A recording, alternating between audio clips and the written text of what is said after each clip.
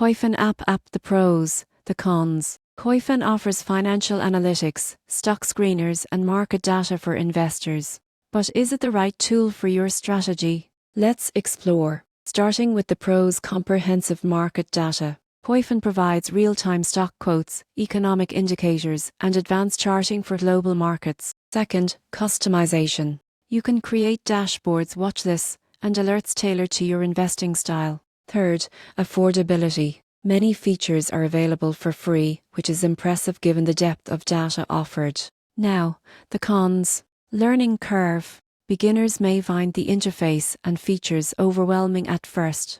Another drawback: mobile experience. The mobile app is functional but doesn't fully replicate the desktop analytics. The surprising truth? Koyfin shines for active investors and analysts who need detailed market insights but may feel intimidating for casual users. In short, the pros: comprehensive data, customization, and affordability make Koyfin an excellent research tool. The cons: learning curve and mobile limitations mean it's best suited for serious investors comfortable navigating complex platforms.